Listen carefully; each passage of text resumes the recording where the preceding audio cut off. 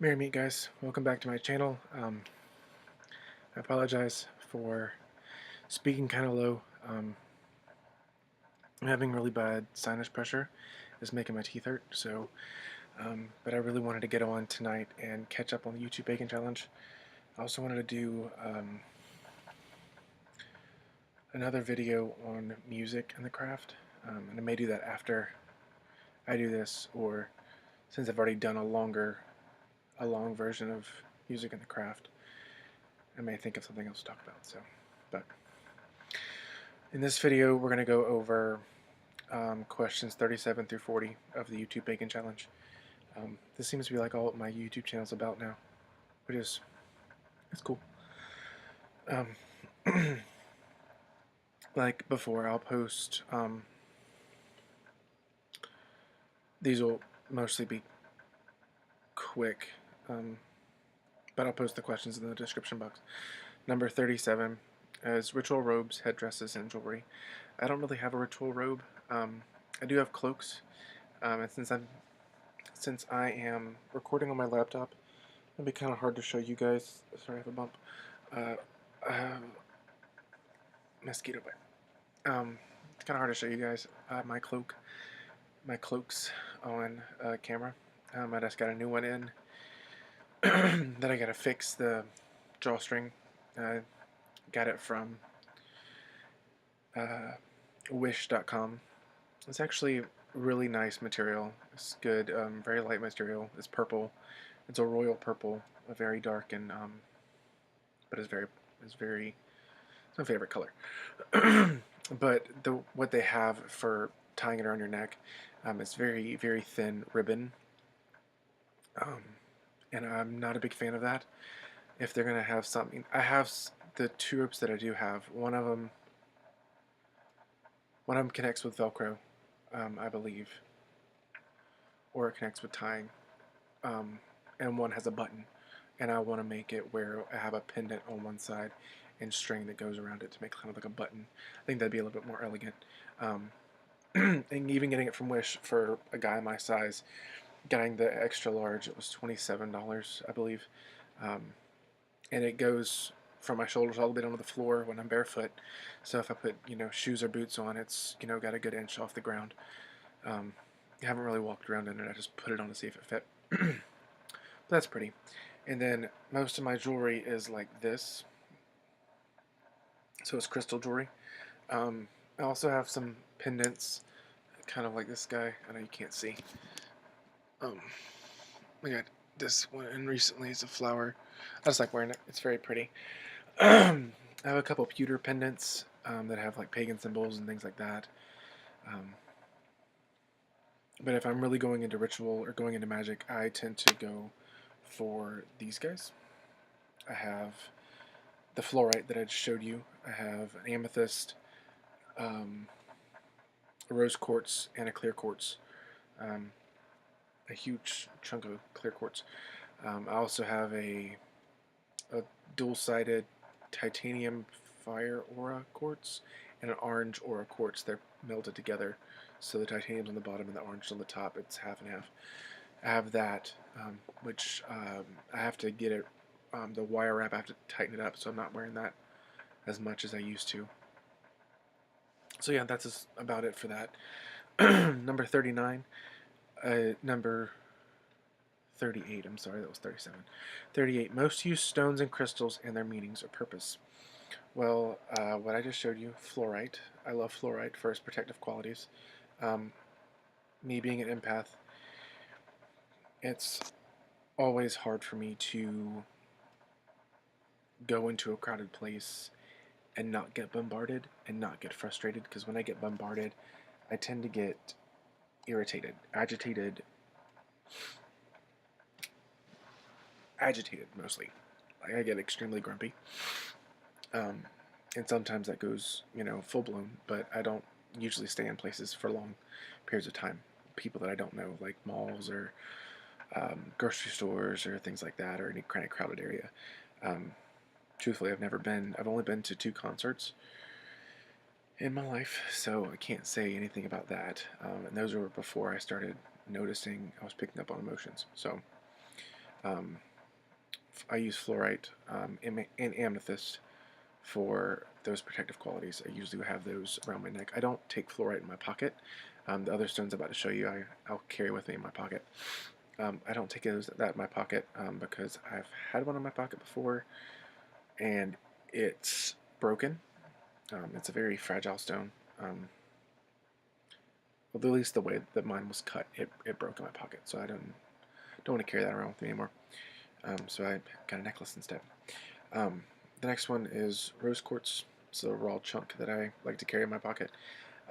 This one's kind of helps me center back in your heart space, or in my heart space, if that makes any sense. So instead of lashing out, kind of transmuting the energy that I get when I pick up energy, or transmuting any kind of, there's a hair, transmuting any energy that I want to put out or I gather into a loving and positive energy. And this is also is very helpful for me when I'm going through a bout of depression. Rose quartz reminds me that I am magical, I am strong, I am loved, I'm surrounded by love. You know, this stone, it's one of my favorites. I have a ton of rose quartz. It reminds me to love myself and not let anyone's opinion of me, even though they're usually all self-inflicted, get me down. So try to work past what's gnawing away in my head and just to love myself the way I am. So the next stone I carry with me, I found recently. I don't know if you can see this, but ruby and zoisite. I got this from a incense website. I think the Incense Warehouse. They were selling stones, and I was like, I think they were like $1. They weren't that expensive, but they called this stromalite, and it's not. It was mislabeled. Because I looked up pictures of stromalite and I could see where possibly it might look like this, but upon closer look of this and my ruby and zoisite pendulum that I have, it's definitely ruby and zoisite. I read up on this and I thought it was perfect. That it was a great thing that I ordered it. I don't know why. And as you can tell, my face is kind of swollen. The sinuses aren't. I like it when it gets cold, but I don't like the transition between hot and cold because then my sinuses go crazy. So, but ruby and zoisite is fantastic for empaths or empathic people. I don't know why I can't say that, because it blocks out any. It filters the energy that sometimes bombards an empath, and it absorbs the negative ones while it allows you to experience the positive ones. This does need to be cleansed like fluorite. I haven't put it in salt. I've only did sunlight and moonlight. I have not tested it underwater, so and I haven't researched if that's okay. So if you have a piece, or if you get a piece, research what's good for this, because I know I have a piece of angelite and I put it in salt once and the salt ate away the coating. And then one time, water, not a good thing. They dissolved. It dissolved, so it was not a good day. But sorry, didn't mean to flick anybody off. I was just putting my glasses up. This is a fantastic stone, and I've come to really love the energies when I'm meditating on it, because it reminds me of the Archangel Raphael, with his color being green, and I'm wearing green. That's his color, and I like to work with him a lot in my healing sessions, and when I'm doing guided meditation on shadow work, to work on things that I've repressed. Archangel Raphael helps me kind of get through the shadows, as well as Michael. All the archangels that I work with, they help me. They kind of come in and help me when they feel it's necessary. The next stone I have is a stone that I got from a friend. Actually, I got this from Joe Morris um, over at Starry-Eyed Supplies.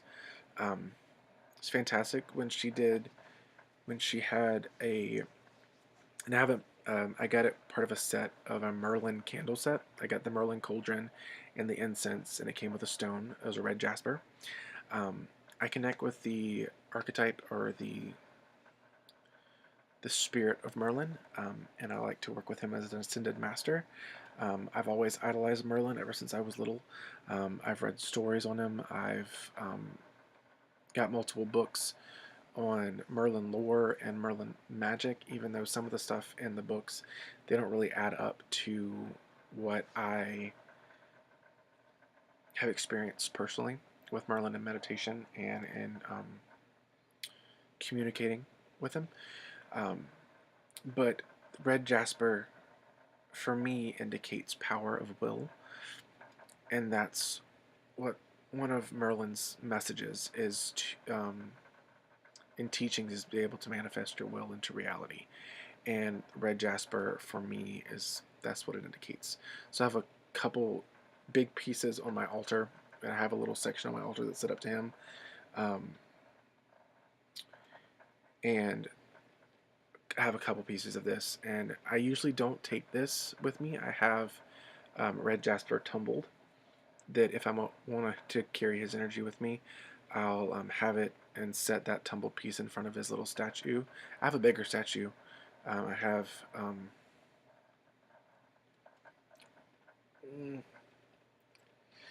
think it's like an 8-inch statue I got, but it's in the box. I don't really have a place right now to have him out, but he's awesome. I have a smaller statue. I think it's a general wizard, but I've taken that as Merlin. I also have a chalice that has Merlin kind of engraved at the bottom. It's a pewter chalice, and I have a pipe that's Gandalf, but it's a wizard archetype. So Gandalf and Merlin, going from pop culture witchcraft too. So I know a lot of people they might not understand pop culture witchcraft, but it's interesting. It's something to look into if you're interested in it. But this stone, definitely I use it a lot in my spell work and when I am creating crystal grids, because it kind of brings in his energy to help me manifest what I desire. The next stone I use a lot in my readings. I bought out, we sold this at my shop. It's a tumbled aragonite. It's gorgeous, and it's humming. I have two pieces of this, about the same size. That's used to open up your chakras and to balance them and to open you up psychically. I use this right before I go into a meditation or a card reading for a client, or a clarifying reading or any kind of divination.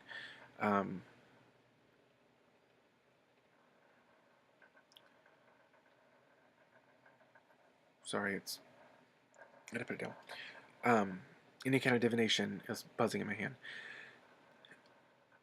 or any kind of magic that I need.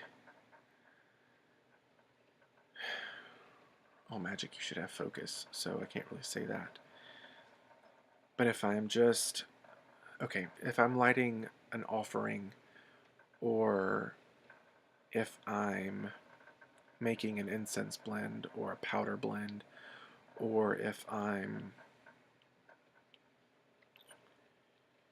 doing something where I don't really need all my chakras wide open to where I'm receiving and hearing and seeing things, then I won't use it.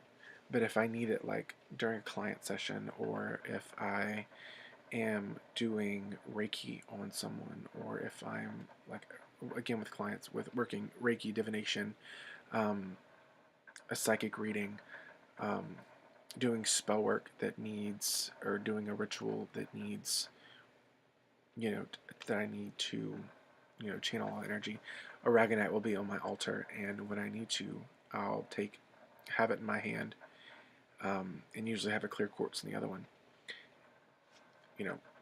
both hands, and I'll visualize myself opening up my chakras and opening myself up to spirit or divine energy or the goddess or Merlin or, the horn god or whatever, or whoever. I shouldn't say whatever, whoever.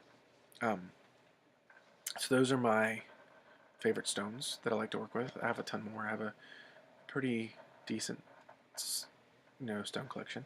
I'm never done collecting stones. There's always some more that I want to get. So, the next one is 39. Love spells and aphrodisiacs.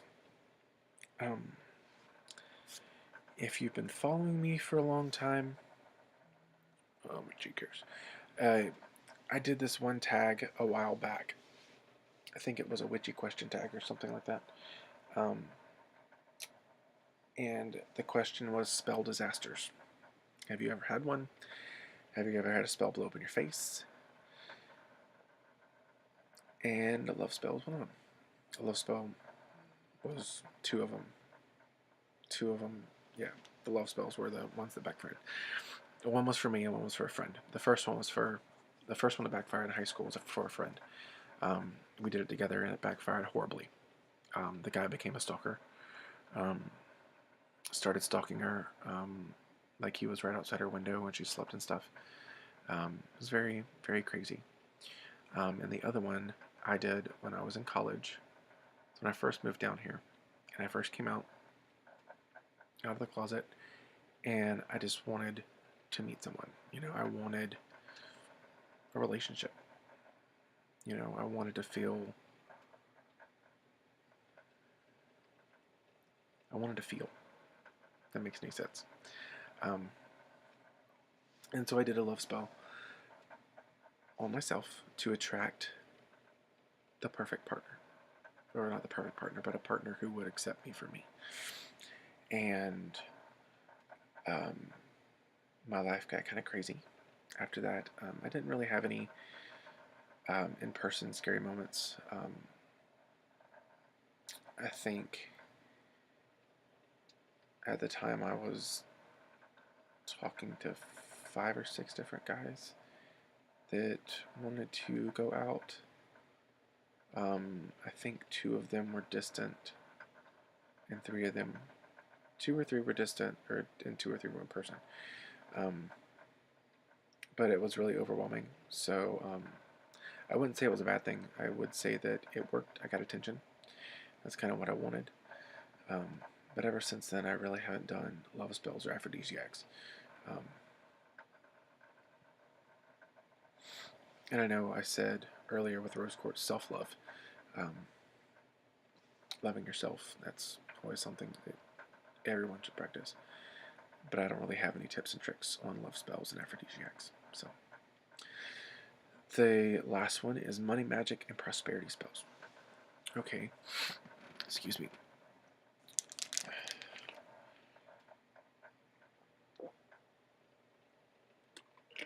I'm sorry, but starting to get dry mouth. So this one, I've done a lot of different money spells, and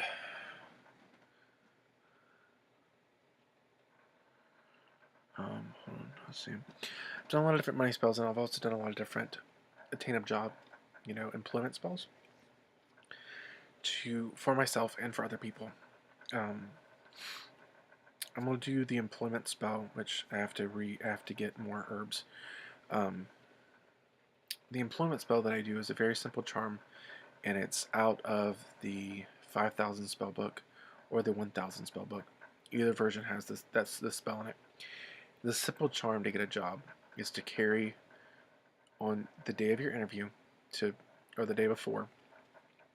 Charge some gravel root and put it in a colored sachet of your choosing, but charge it for employment. Like, I have this job. This job is in the bag. Something easy to say. This job is in the bag, and you throw the root in the bag, and you carry the sachet bag with the gravel root in your pocket while you go for the interview. And the two times I've done it, I've gotten the job. It was a secondary part-time job, to shamans, my smoke shop job. I was looking for part-time income on top of what I make at shamans. Both times I brought the gravel root with me to the interview, I got the job. That was with a merchandising company and a gas station. Um, so, and then I've also did this for someone else. So it's not like you can't use this for someone else and say that this person's got the job in the bag, or charge it for someone else, then give it to them for them to take. I helped a woman. This was about when me and Nate first started, so almost 6 years ago. Started dating. It's about 6 years ago, and she needed a job really bad. She was having horrible luck. Like, her Jeep got repoed. Um, she just got fired from her job because she came out the closet. Um,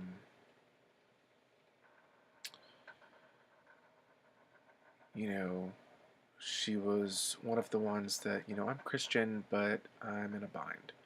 And there's nothing wrong with that. I mean, if that's what you feel like you need help, then I'm not going to turn you down. I didn't charge her, um, because I didn't see where charging her for the spell, even though it took energy and materials and stuff, that I was going to get any benefit out of it, because she didn't really have the money to give me. So I was like, I'm not. It was a free of charge. But I did the gravel root charm for her, and she said she had an interview for an online company, like the customer service online, which she sit at home on her computer and have calls come in to her cell phone or her home phone in her apartment, and she'd work customer service that way. And she said it was in a couple days, and so I gave her the charm and wished her luck and all that jazz. And she said when she had the phone interview that she held the bag. She told me everything after it happened. She held the bag in her hand and just rummaging around, kind of like a stress relief. And she did the best she could, and she got the job. And she worked with them, I think, for 2.5 years, and now she's working at one of the local bars, as the doorman, as like the people you check their IDs when you come in. I think that's her nighttime job, and she has a daytime job. I don't know if she still works for the same company, but she was ecstatic that it worked. So that was a really good employment spell that I like to use. And gravel root I found online for 4 ounces. There's a website that I found it on, but I don't remember what it was. I found it through Tumblr. I need to restock. I originally got my gravel root through work. We were getting rid of a bunch of herbs that were no longer useful, I guess you could say. They were kind of going stale.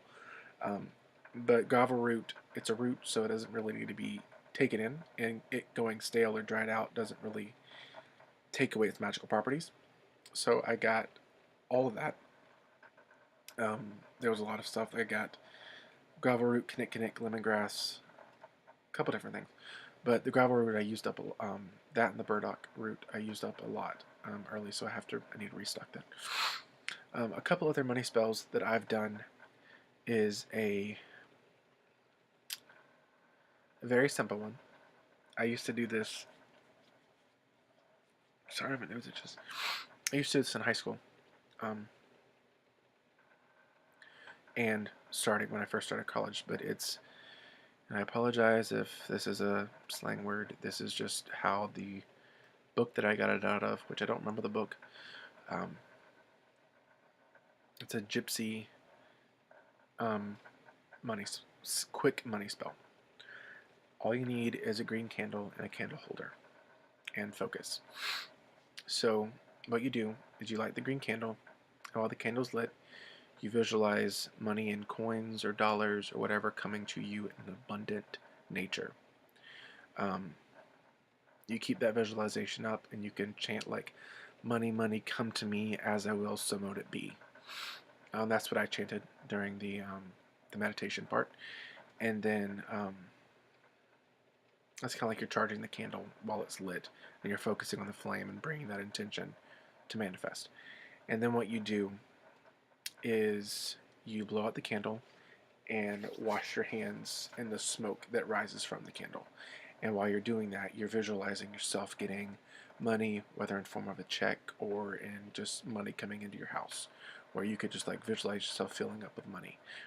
Any kind of visualization you do to bring in money, money flow, you want to do that when you're washing your hands of the smoke. It's like you're bringing the magic of the candle into your hands.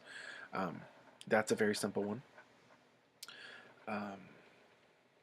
Another one that I have done is I have created a mixture of the powdered herbs of ginger, cinnamon, and allspice, and I have used a paintbrush, and I have brushed it on I've dusted it lightly on money that I get in my wallet, and I charge that blend to go out and bring whoever holds the money prosperity, and in return bring me prosperity. So it's kind of like a rebound effect, where it's kind of ever cycling. I used to do that on my rent money and the money I pay bills with or buy groceries with. If you do it ever so lightly, and then you can tap off if there's any excess, because you don't really want to mess up a machine or an ATM or whatever. But it does smell. I mean, it smells amazing. Actually, I don't think it was ginger. I think it was nutmeg, allspice, and cinnamon. It's like a fall scent. It smelled amazing. So dusting your money is a great way to get money coming back in.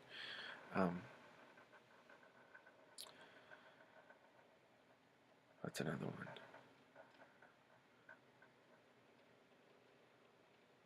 Another good folk magic charm is to always have $1 in your wallet. Always keep a single dollar, whether it's a single amount of money, whether it be change, whether it's a penny, whether it's a dollar bill, a euro, a pound, whatever, whatever form of money, to keep one of those in your pocket and don't ever take it out. Like, have it folded up and put it in a secret compartment where you forget about it. Because always having money means you're never broke. You always have something to fall back on. And when you get that mentality, you kind of build upon it, and you bring more money into your situation, more prosperity. Another spell that you can do, it's more of a banish debt spell, is to print out or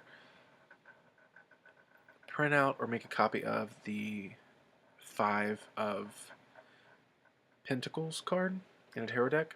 In any tarot deck you can think of, you can find the image on Google, or you can copy an image in your printer.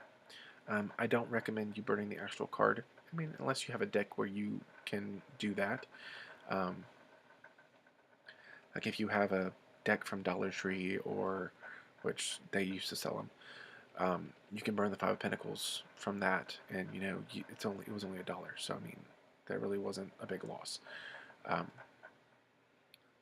So the 5 of Pentacles, and you burn it while visualizing your debt vanishing. So that's another one. These aren't really complicated. They're very simple. A lot of the spells that I do are simple, but they're powerful. So if you guys have any questions, I'm going to end this tonight. My jaw's starting to flare back up again. If you have any more questions, or have any questions, not any more questions, I'm sorry. If you have any questions, put them down in the comment section below, please. And I'll answer them as quick as I can.